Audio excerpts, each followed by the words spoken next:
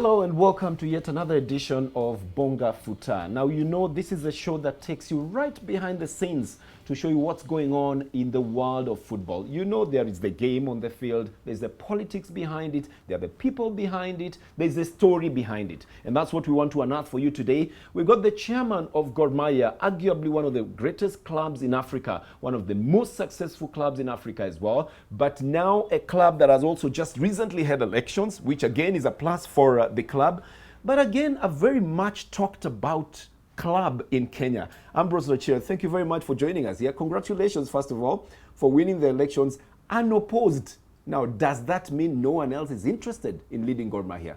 Yeah, thank you very much. That is a question that I have been asked several times, and the answer is not very easy to come by. First, the process is important that we had 1 month of nomination when it was open for anybody to come forward to oppose me. And I myself was surprised at the end of it that nobody was able to turn up. I think, to me, my very first answer is that people appreciate, first, the work I have done, and I think they have confidence in me. That is the most positive thing that I can say. The second thing that is also possible is that people appreciate the fact that it is not an easy job. It's a very, very challenging job, and that many people are not really prepared to come and lead Mahia, knowing that the challenges that there are. So that would be the other reason, which is not necessarily, I mean, maybe people don't have confidence, much confidence in me, but they fear the job. But yet behind the scenes, they talk about the machinations of Rachier, you know, he's making sure there's no other candidate. Behind the scenes, they're saying, oh, there was a lot of fisticuffs at the elections. What's your take on it? Was it fair and free as was required? These elections were very fair. First of all, they were done electronically, so that there are issues of physical, anything like harassment, the things that are usual in elections that are held when people are attending physically. Those were not there. Now, the system that was used was something that was very well audited by ISPAC and given a clean bill of health. And if you look at the results themselves, they speak volumes about the integrity of the system. And what do I mean? There were voters, 556. 389 voters turned up. In a crooked system, you may have found that the voters turnout may have exceeded even the number of those registered. And if you tallied the votes for each of the candidates who took part, again, you find that they were completely identical in terms of the total. So that system had very good integrity. So there's no question of manipulation. That is not there, and it can be audited even at the moment. I think the best, you can manipulate a system, but the issue is, was it manipulated? And that is the issue. And the evidence is there, the system is there, you can still go and look at it. But those who gave it a clean bill of health will be able to testify to this. But there's something important that I want to say that is being touted here. The manipulations, kind of machinations, the background, there were no such things. The constitution that was passed, that is popularly known as the Jukwaa Constitution, was passed in May last year.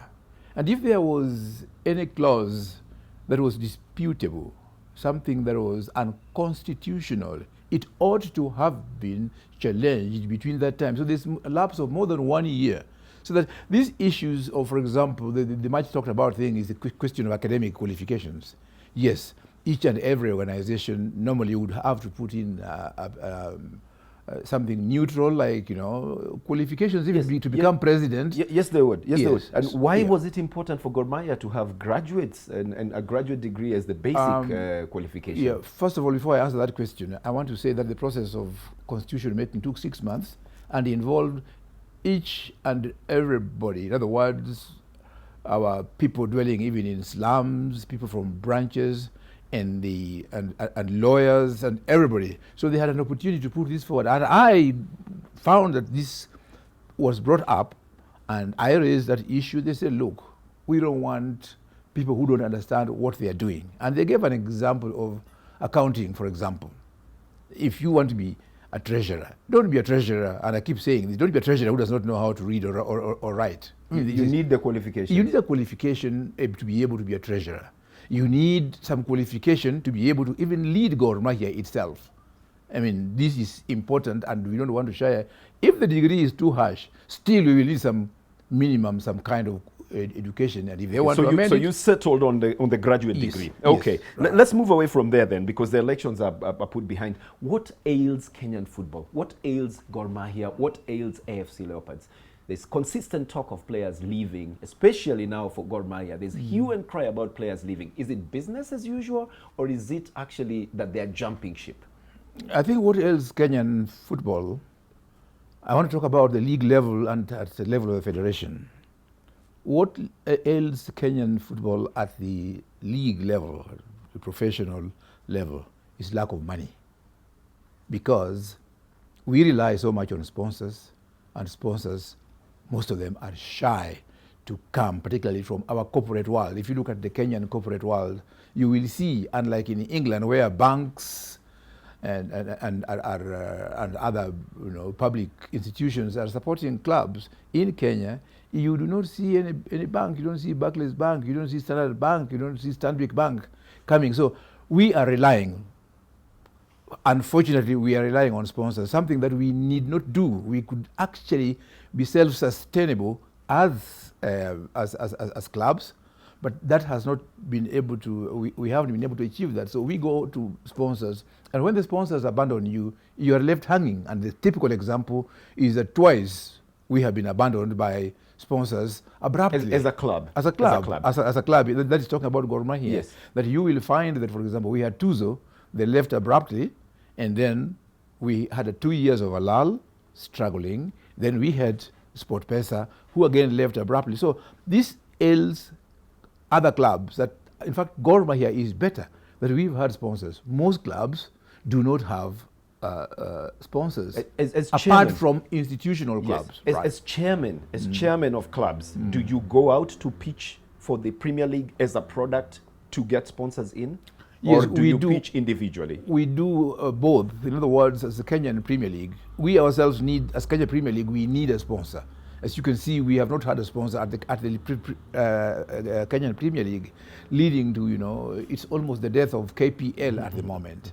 And if you look at the clubs, yes, each and everybody goes, we don't go together. Everybody goes there in their own way. When it comes to the club's fans, Gor Mahia will go their own way, AFC Leopards will go their own way to look for sponsors, and then others are successful or successful to a limited extent. In fact, even sometimes the sponsors would be able to sponsor 2 clubs, but give less to one club and more to the other club. So, which is their prerogative. Their prerogative. For them to decide. So to answer your question very briefly, the main problem at club level is financial. At the federation level, I think, no, for the whole country, I think there's very little government support on sports, and in particular, these group sports. I think rugby is facing the same problems, football is facing the same problems. So where we are doing well are individual sports like running, where somebody runs on their own. Okay. I want to say that government support should be more visible, but finally, the wrangles that we have at the federation do not help us in any way in improving football here. You've brought the issue of elections, and Yes. that's at the federation level. But let me take you back a little bit. Yeah. At one point, you were running for president of the federation. Yes. Then you pulled out. Yes. What informed that decision? And do you think the football was better with you not being the president, or would it have been better with you as president? I think it would have been better with me as president, and that's what I put forward. But I made 2 attempts, and what I saw is a system which will not bring, unless we seriously look at it, and I think that's what the tribunal is sending out, that please, let us have a system that is fair and that brings a candidate who can lead football in this country. So if you see me quiet, I am joining the tribunal in the protest. Yes, in the protest. Because soon the elections are going to be held. They are going to be held, and unless things are streamlined in a way that let the best candidate win, we will be at the same place, and whoever goes in will be... There are new rules, right. Most memorable of which is that you must have been engaged in football one way or the other, Yes. either as an official, as a player, Right. for at least 2 years prior to the elections. What's your take on that? That is a very good rule, but it should be brought at an appropriate time. It shouldn't be brought to block candidates. It should be brought in at a time when, you see, this thing was being enacted to clearly shut out candidates. You know, you talk about 3 years, 2-3 years at the time of enactment when you did not. You see, we say that if, for example, in a constitution, we want to say people will be voting A, B, C, D, everybody should have an equal kind of notice. Mm-hmm. So this federation needed, at the time that they were coming into office, to tell people that, you know, the next elections you will have to have done 3 years, because when you put it as a rule right now, knowing that, you know, the people you're competing with do not have it, you are making a rule to lock out the people rather than to go for an experienced person. Okay. So once 3 years have passed, for example, right now, then the rule will be sustainable. That's why the tribunal trashed the rule and said that is an unfair rule. Do you see an election taking place? Well, I do see an election taking place.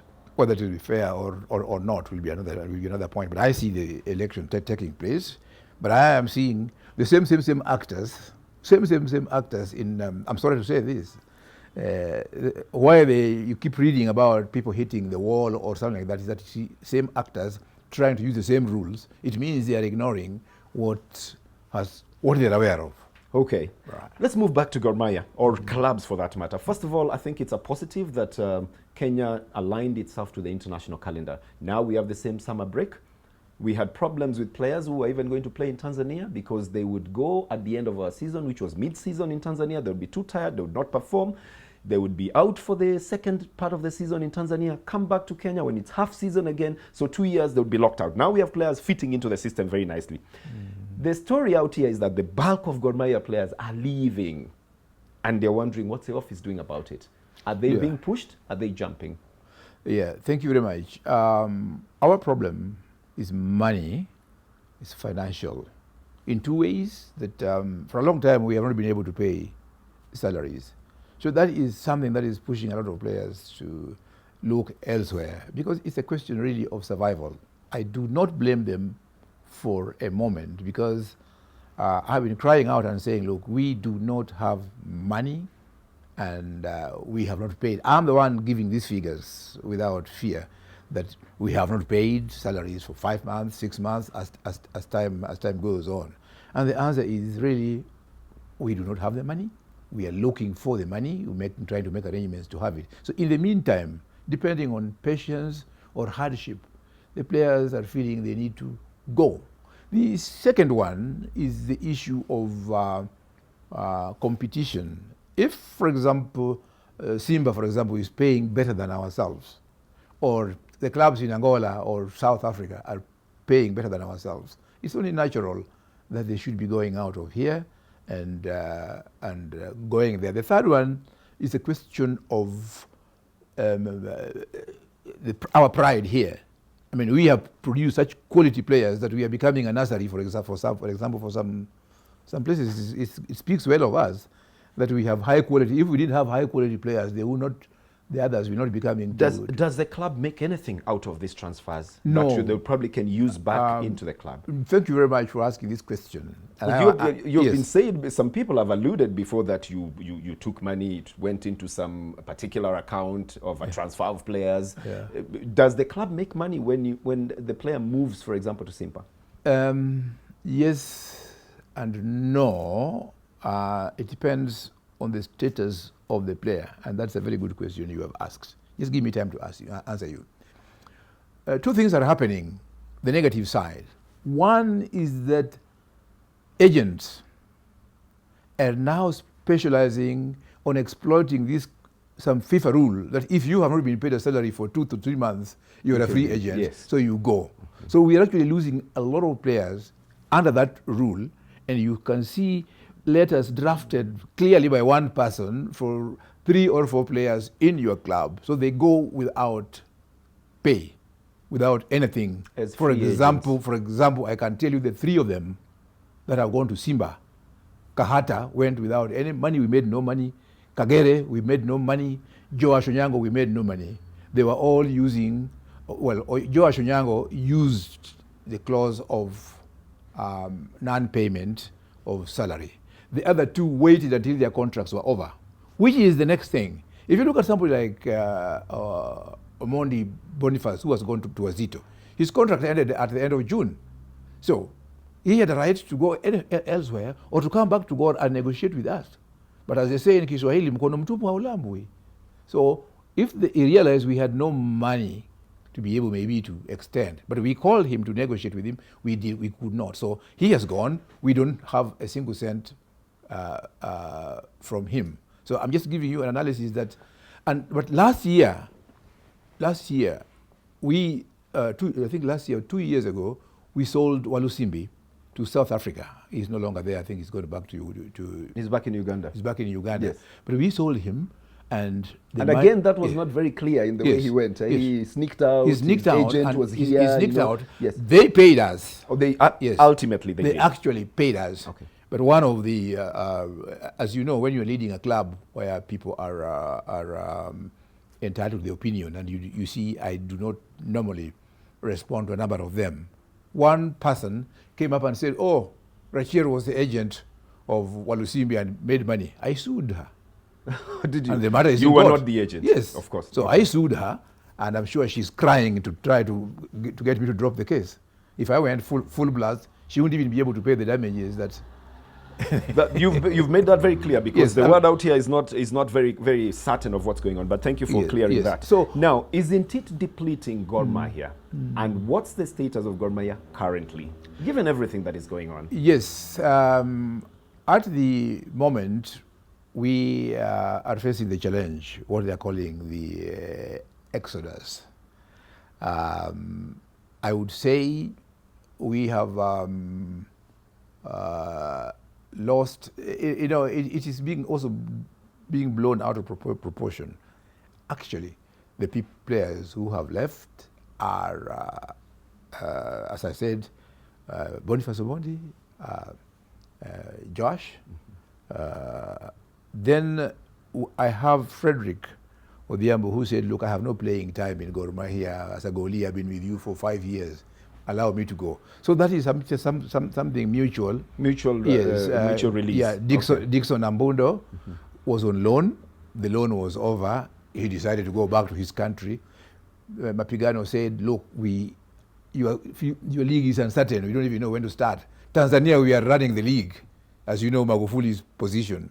So instead of lying idle where I am here and we don't know where we are going, give me mutual." So in most cases, there has been a mutual release.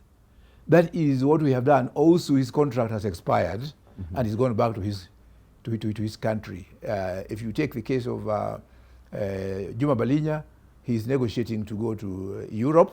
We are expecting to get some funds out of there. Why would we be blocking somebody who is going to Europe and we are likely to? So there are different reasons why these players are going, but more so is the uncertainty of the future of football here, where they are going, the league is going on. Correct. And they are getting money, while if they stay here, most of them are either staying up country and they are getting nothing. So you can understand why that is happening. Yeah. And I know we are. Now, I actually want to tie it in with another question. Okay, please. For example, with if you have been declared the champions, yeah, as Gor Mahia, it is expected that then you play in the Champions League, the yes, Africa Champions League. Yes. It's expected that you will submit names at some point. Now, what happens if you have the names of these players and they've exited? Because Gor Mahia has found itself in that quagmire before. What usually happens? No, this one is not going to happen. It will not happen. It will not happen because we do have, we have not submitted any names. But let you not be cheated. We are ready. You're ready? Yes, we are ready. We've got players we have talked to. We're looking for funds. And if I showed you the list, you will be very surprised. Okay, so I want to be surprised. Let nobody be worried about Gor. Gor is going to be as formidable as it has been. And I want to be surprised when I see the list, when the list comes out. Yes, Tell me, yeah, what's the roadmap for going back to the Kenyan Premier League? Because that's of concern to stakeholders, to families, to players, to club chairmen, to everybody who's involved in the Kenyan Premier League. What do you think would be the best way to get football back onto the field at the moment? Well, first, and I'll answer you in two ways. The first one is, I think all depends on the Ministry of Health about the regulations that we are waiting for the end of the month to be able to get to know what are the new regulations about gathering and all these kind of things. That's number one. Number two, the Ministry of Sports put in place a task force to be able to advise on the resumption of the league. So we will actually be depending, they must have had some time to study to be able to say, okay, in what way can this be done? So again, we are waiting for that. Thirdly, FIFA has given clear guidelines on how it ought to be done, and that is what other people are doing. But the FIFA demands require a lot of financing, like this sanitizing, playing with the same kit only up to half time, and second half you have to do it, being very few in a bars. The worst of them is staying in a camp. That is, you go and stay in a camp. Now, we don't have money to put players in a camp during the whole season. That's whatever is happening. Then we play in an empty stadium, something which is very difficult to enforce in this country. So I'm just talking about the challenges. Okay. But eventually, we need just to emulate the best practices in the world, subject to the financial constraints that we do have as a country. But all those measures will require money. Yeah. Some clubs don't even have a bus, and then not traveling in one bus, traveling in several buses, being in camp, using one uniform for half time and the other uniform the second half. It's not going to be practical for a good number of clubs, some of whom have been relegated by virtue of not having money to honor a fixture. Yes, you're quite right. Those are the challenges being weighed against the demand, I mean, the desire to have. Those are the challenges. Okay. So that if you ask me what I would like the league to have started yesterday. But these are challenges that are beyond and our surmounting, particularly as clubs. So we're waiting for maybe somebody to come up with much more brilliant idea. But for me, okay, we need to look at what's the risk. In other words, what is our health situation? Mm-hmm. Can we actually resume football the way it was done, with the fans back, etc. So we need to really interrogate this. Again, a very catch-22 situation, because we could have used the space to even negotiate for sponsorships and all that, but we know that everybody's almost facing a recession. Yeah. Let's change gears now. Nice, trophy display for Gor Mahia here. But Gor Mahia doesn't have a clubhouse where they can display this. What legacy do you want to leave for Gor Mahia? What's the plan for the future? Now you have another term. What's the plan? Can Gor Mahia ever become a company? Can they have salaries, housing allowance, medical? What will it take to get the big clubs to be big clubs? Yes, thank you. My legacy, something I have much talked about, is a stadium. A stadium with all those facilities that you are talking about. If we can have a stadium, and we have already 15 acres of land in Kasarani, we want to get a partner, development partner, to help us, although I have not perfected the title yet. But when that is done, and that is my first step to try to perfect title, so that I can say Gor Mahia has a title deed. We have the land, we have an allocation, but we have not paid in full. When we do pay in full, we'll be able to get a title deed. Then look for a strategic partner, development partner, who should participate with us in developing a stadium, together with those other facilities that you just talked about. If we could have housing, 2-bedroom apartments for all our players, there would be no need of problems of their being evicted from time to time by landlords, and together with other facilities. That is one of my dreams in first, in the additional time that I have. The second thing that I want to do is to make Gor Mahia self-sustainable. Although Barcelona were thuked very badly recently, they have one big, they don't have financial problems. No, because they have a membership model where members themselves support the club in such a way that you do not have to look for sponsors. And I want to give you a figure. If you take a pen and take 100,000 members of Gor Mahia, just register 100,000 people and let each and everybody take only 10 shillings per month. That is 10 million shillings per month. That is more than double. Why are the fans not willing to do this? Has this been sold to them? This has been sold, but I think there's something extremely cultural about us members of Gor Mahia. I'm not talking about a community, something cultural about us. You will find people asking you to account for gate collections, yet they jump over the fence. The same person asking, what did you make in the gate collection, jumps, does not want to pay, or wants to pay 20 shillings, 50 shillings to go in when the charge is 200 shillings. This is something that is very, very difficult. I'm talking about cultural, not in terms of ethnicity, but cultural of a norm, of thinking, of the thinking of people who will ask you to account before they ask for structures, before they pay the money. So I always respond and say, please give me the money and ask me to account for it. Don't ask me to account before you give me the money. So how do we mitigate that? This is something that needs a lot of education that we still need to do. I was talking about the projects that I want to do. So making God self-sustainable. We have amended the Constitution to say that we will be allowed to do business. So one of the positive aspects of the Constitution is that you are going to be able to do business. What kind of business are we talking about here? We talk about things like merchandising. Okay, merchandising. Yes, but you have lots of other people who are selling merchandise without your knowledge out there. Yes, and they're selling cheaper, and people are getting them. Yes, we do have that challenge in terms of piracy, and we are going to be able to work, for example, with local government authorities to be able to block them. Because if you require licensing and you say licensing, you must go and get it from Mahia. These are things that we are talking about. Why not partner with them? Because they are already doing it, and then task them to give a certain... Those are ideas. That's a thought. That's something that we need to contain, if only to be able to realize a portion of our intellectual property rights.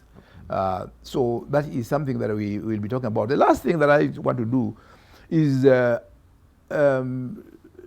conquer Africa. So there are only three. I don't want to be ambitious. Last time Gor Mahia did that was during the Mandela Cup. Yes, 1987. That's why it still possible? That is what we are going to do. We are down but not out. Chairman, I want to ask you something more personal now, going back slightly away from football as well. You're a lawyer. You love rumba. They say you love your drink. You speak French. You're a lecturer. You're a family man. You've contested politics before. What is in this for you, seriously? What is in this chairmanship for you? Why do you feel the need to remain there? Yes. While you could be living a full life, enjoying rumba in French, indeed, my family is actually ask me normally, you have to get out of this. Now, there are two things here. One is passion. Because you've seen people commit suicide in this country when Arsenal or their team in England loses. Nobody knows them at all in those places. So they just have a passion. When you have a passion for football, you have a passion for something, even for that rumba. When you have a passion for it, it is really what makes your life easy. Talking about philosophy is really, what is a good life? When do you want to say you are happy? When do you want to say you are happy? There are people who are happy in church, preaching or singing. There are people who are happy dancing. So you're happy in football? I'm very happy in football, enjoying football. That is number one. Number two, which is the only other reason, is something about giving back to the community.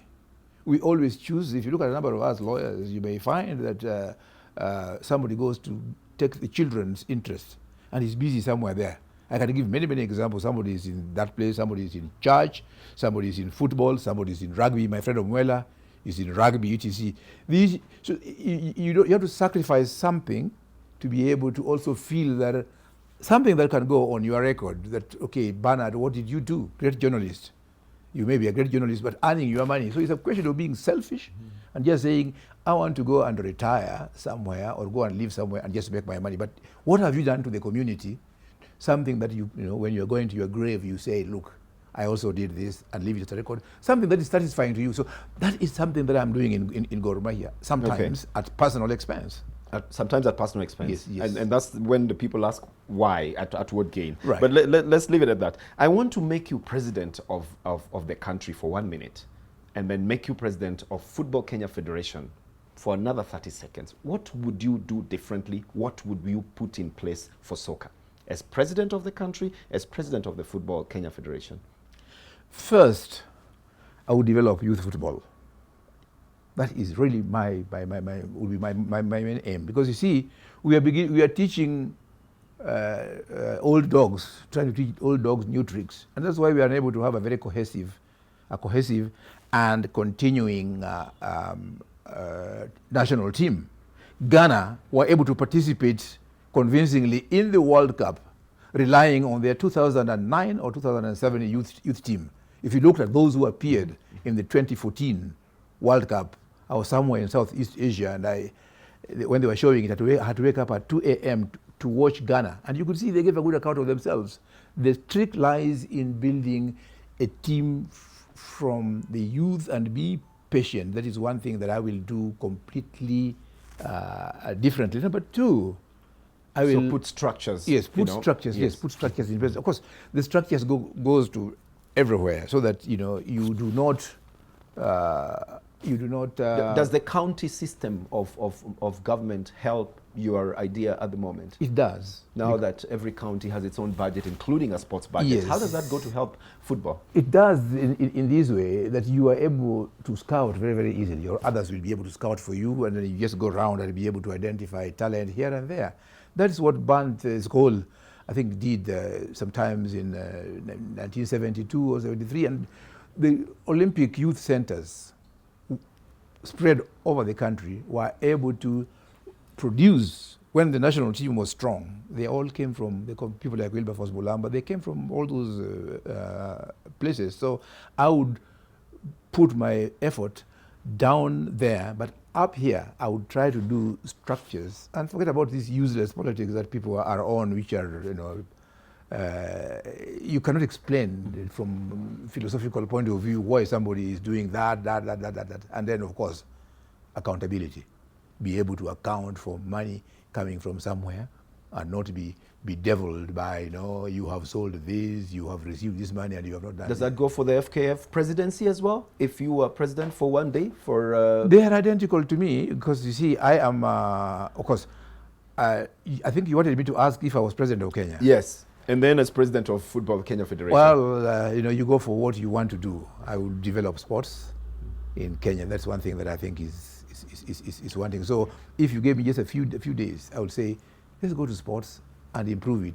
To do one thing, because there are many other things, and I don't want to be an ambitious president. Okay. One thing that still bothers a lot of fans, a lot of footballers as well, it also follows a lot of presidents of clubs. I think by now you should qualify as president of the club, not just the chairman. Is the fate of old players, the fate of veteran players? A good number are languishing in nothing. Many people say they should have invested, they didn't invest, there's no investment knowledge. How would you manage this differently if you had a chance to change things? We have a lot of players who really are languishing in poverty. Yes, a great question, a very sad situation. First, you cannot invest what you don't have. I had said at the beginning of this conversation that our problem is money. What the players are being paid is something very, very, very meager. And then they leave, most players stop playing at 33, 35, and then they are going nowhere. So that is the time that most people actually get jobs and start working. So the first thing is try to go back to our education system and empower people. Let's not have football being played by people who don't. Again, I'm going back to what is hated. Let people go to school, so that when they opt for this talent, it should not be the only thing that you rely on. Mm-hmm. Live there and not be able just to hustle, as most of them are talking. I'm hustling. I was talking to Awilo, my former defender captain. Oh, Julius. Yes, mm-hmm. Yes. So he was telling me, look, I'm doing dustbin. I'm doing paper, mm-hmm. waste paper. So if we empower our players so that even at the time they are 20, 18 or 19, they are able to work without just being footballers. That is something that I need to do. So education, football to complement education. Yes, to complement football. But one is your prerogative. Yeah. The other is not. Yes. You can spot talent, yes. But you cannot tell that talent to go back to school, would you? No. So I wouldn't. So I'm going to the second part of the yes. of the answer. These people need to be educated, even as they play for you. I have organized, my Gor Mahia people will tell you, Parklands, almost every year at Parkland Sports Club, I always invite people to talk to them about investment and how to budget and keep their money. There are players in Gor Mahia who are earning more than 200,000 shillings per month. And so those ones are earning sometimes even more than what I can earn. So there is no excuse for them not investing. Mm-hmm. So we need education again for these people to be able to invest on how to use money and not burn it out. You will always see, and I hope the players will not harm me for this, a player starts, gets money, and the first thing you see is that they are all in cars. They want to live like the Joneses, keep up with the Joneses in Europe. They want to be driving here. And you know that, for example, most of us, it took us 4, 5, 6 years just to be able to get a second-hand car, an old Volkswagen that you pushed and pushed. So this requires all training and education to help them. But eventually, when they retire and leave, we also need to do a follow-up and to take welfare of them and say, what are you doing here and there? And is there anything that we can make use of from you, take you for training as a coach, or some other thing else? Okay. Yeah, technical bench, etc. Right. And you can see we've done quite a few of them. We've done Jerry and all that kind of Chairman, I'm down to my last 2 questions. Please again, ask many more. The issue of money still crops up. Yes. Now let's talk about sponsorship. Yes. You've been chairman of the KPL clubs as well. Gor Mahia apparently got sponsorship recently. But then there's also sponsorship being touted at the FKF level. And then there was a little bit of a back and forth, not necessarily from the club and the federation, but the media itself was back and forth about what's actually going to happen to Gor Mahia. Can you clear the air on this one? Has Gor Mahia landed sponsorship? Is it conflicting with the FKF sponsorship? Yes, Gor Mahia has a sponsorship from BetSafe. BetSafe is a company based in Malta. That's headquartered in Malta. I think they have some other connection somewhere in Sweden or so, but that is not important. We have a 55 million shilling sponsorship, 5 million to go to KIT, and 50 million to come to us directly. Then why don't we have the money? The agreement is that we're supposed to be wearing their shirts, playing, and they give us money. So again, that is delayed by the delay in starting the league. So the money, you're not sure if the league ended at all and whether the other one is starting. But assuming they want the new season, assuming they want the new season, they have to wait until the season starts. Well, we're trying to get them to give us something to be able to survive. But the agreement is that the season has to go with the sponsorship. In other words, we should be playing and then we get the money. Otherwise, if you finish the season and you consumed the money, they will have got nothing out of the sponsorship. So that's where we are. We do have a sponsor. Now, before having that sponsor, we had an agreement with a kit company called Umbro, who also we gave the right to find for us a sponsor. But the agreement was that such sponsor should be announced to us at the time of the signing. It never happened. So we heard about Bet King after we had signed with BetSafe. And they created a bit of trouble. There was a bit of trouble, not from Bet King, but from Umbro. And later on, I think Bet King came and cleared the air. We have no contract with Gor. We have no claim against them. I think that came out very, very, very, very, very clearly. So as far as we are concerned, Bet King are out. Somehow, Bet King found their way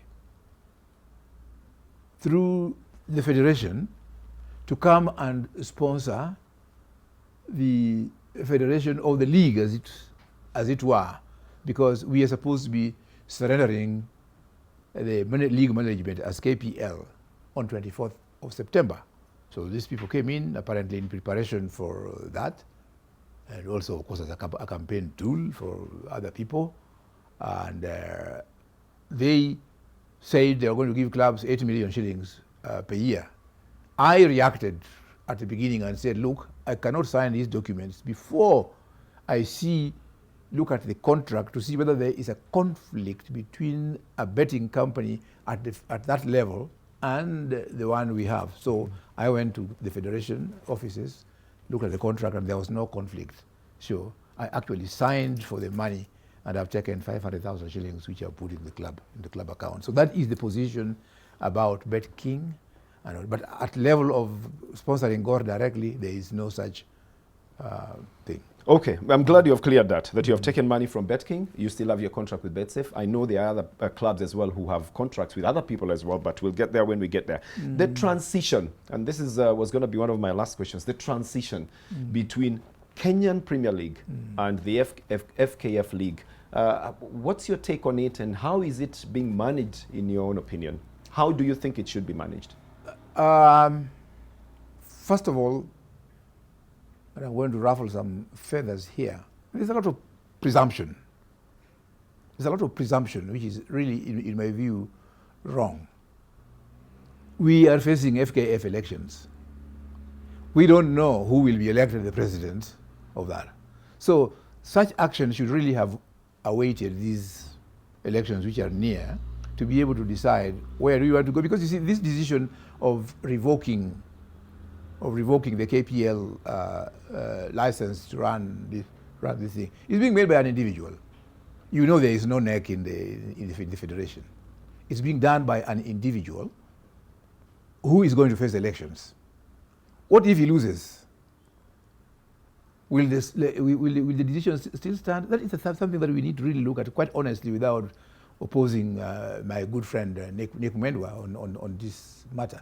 He should have waited to let the federation, the new federation, if he comes and takes it as a new federation, that's quite good.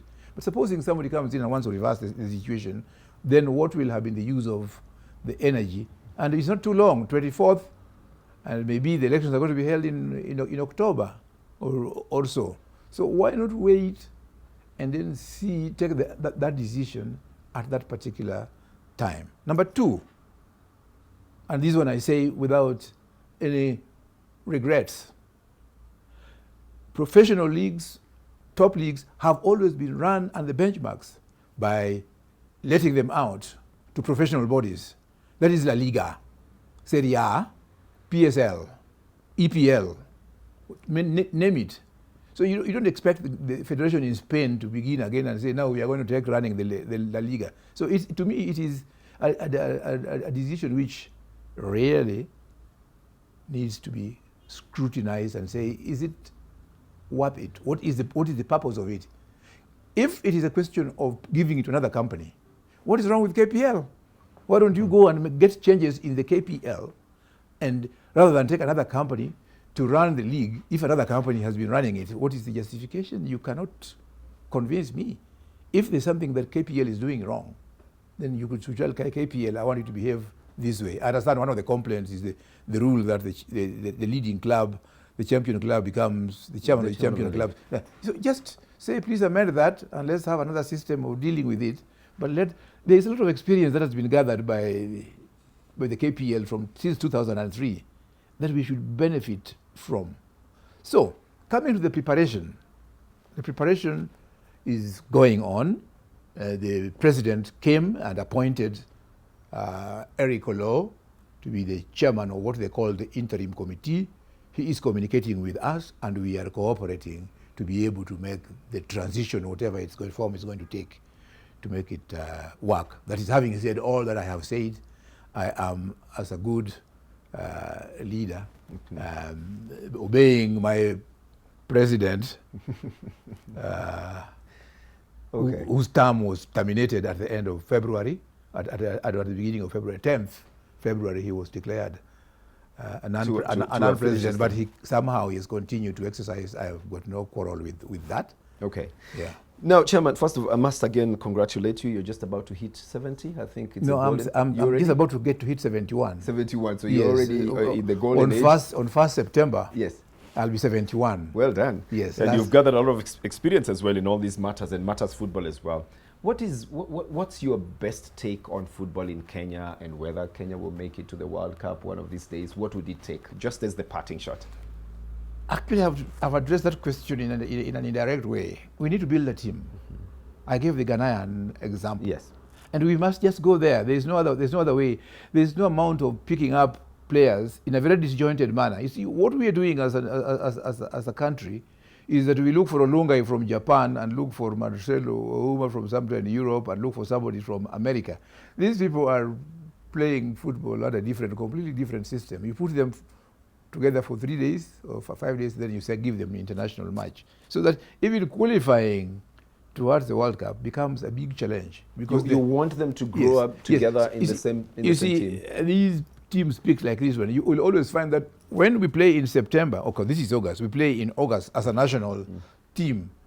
2 months down the road, maybe only there are 3 survivors. You got another people. So what we are doing is doing an impromptu, it's not impromptu, ad hoc. Ad hoc. It's not consistent. Yes, we are doing an ad hoc selection of a national team. We need to have a consistent team that has been there in existence for some years, and then we also know these are they. We know these people are in the national team. But the Kenyan national team, you will not know who is there. It's not consistent. It's not consistent. You cannot name it up to the first 11. You cannot name it even within the year. Okay. Even within the year. I mean, the old days we knew who was the goalkeeper throughout, and he was the goalkeeper, and there were 2, one assistant. And so different positions, I could tell you in 1972, I could tell you who are going to the national team, and that would be for 5 years.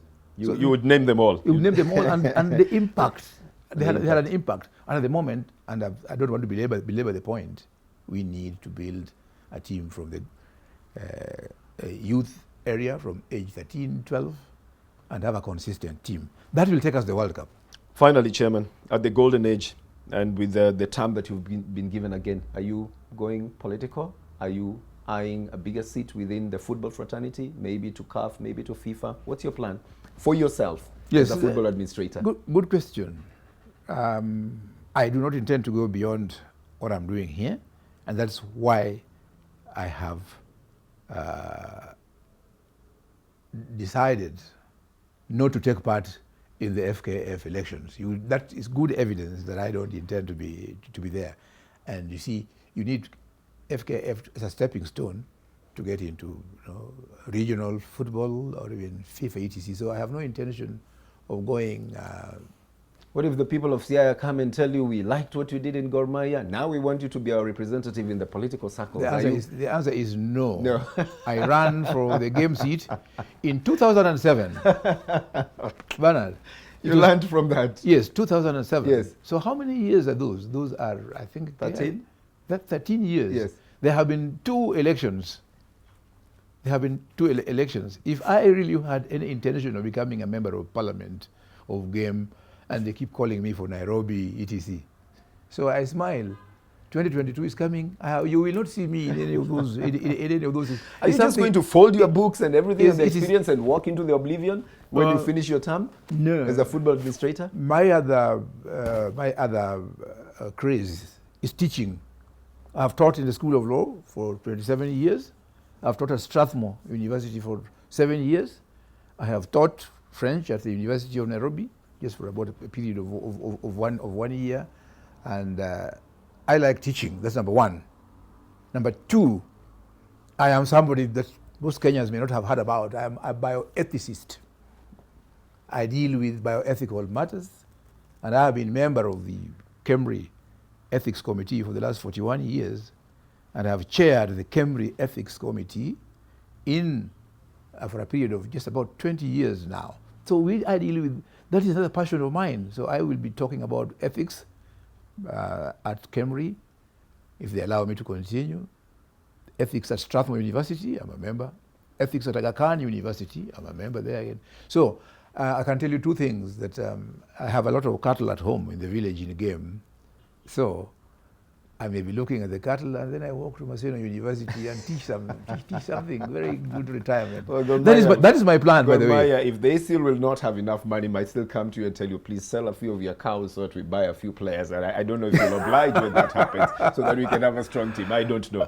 Good. But we wish you well. Yes. And we must thank you very much. I think this has been a very candid discussion on matters football. Unless there is something else you want to add on to the teacher that you are into the world of football, fans, players, the chairman, administrators, what would you tell them? Before I go there, I would request you to teach journalists the kind of journalism that you practice. I'm very, very happy with you. I'm very, very, very impressed. And I have been so impressed, particularly in the field of sports. I am not flattering you. I'm talking from the bottom of my heart that what you have done is something that you really need to get others to emulate, not just in sports journalism, but other aspects of journalism. The decorum that that you employ is something that is something that I really admire. Now, to the government of Kenya, I want to say, please take more interest in sports and particularly in the development of football. It will take us a long way. To the federation, whoever is going to come to the federation, please develop a youth team to be able to take us places and put in place structures that are credible in this country and avoid questionable practices. To the fans, the Mahia fans, do not lose hope. We have not lost everything else, despite the term of the claim about the Exodus. We are going to be afloat very soon. I will be unveiling the team in a term of like about, in a fortnight. I will be able to come up and read out. I am actually just waiting for the kit. Okay. Once the kit for will that involve a new coach as well? Because when they Pollack says he wants to go home. Yes, we don't know Pollack if he's coming back. Pollack I read this morning that he wants to. You read? He has not informed. No, he has informed me. Okay. He's already sent me a text. Okay. Yeah, he sent me a very elaborate text last week, and I understand his sentiments. He's a foreigner living here. Does he intimate that he's leaving the club, or is just going on holiday and coming back? In his text. What he's told me is that it's going on holiday, okay, but also says chairman. It is not something I would want to say negative. He just says, chairman, try to get money to pay the players. He's not being selfish. Try to get money and pay the players and ourselves. It's a statement that I should make myself that, look, members of the committee, we need to get money to pay the coach and the players. They are not being offensive in any way. They are not also demanding because they have been very patient. So it behoves me to look for money and pay. And I am doing that. I'm looking for money to be able to pay. And that's why I am saying that if I get a kit to be able to, in 2 weeks' time, to be able to tell people who are in Mahia, I will be able to do it. So all is not lost, and I'm addressing our fans that let them not be depressed. Okay. Yes, I am in control, or we are in control as a new team, the four of us, my friend Francis Wasuna, Samuel Chola, and Dolphina Odhiambo. We are in control, we are in charge, and God is alive. Thank you very much, Chairman. Well, you've heard it, that Gor Mahia is alive. You've heard about the transfers and the rumors. Now you know the facts as well. Whether he's going for politics or not, you heard it. He is ready to go and do other things altogether. Now that concludes our very candid, bare knuckle interview with the chairman of Gor Mahia, whose trophies line up the cupboards here and the office as well, and who's promised to put them somewhere else where they would be better placed in a stadium for Gor Mahia. We'll leave that for now and see whether that will happen. But we thank you very much for having joined us for this interview. We hope that you'll be able to join us again next week for another bare knuckle tackle on the Matters Sports. I am Bernardo Tieno. Thank you very much, and see you again next week.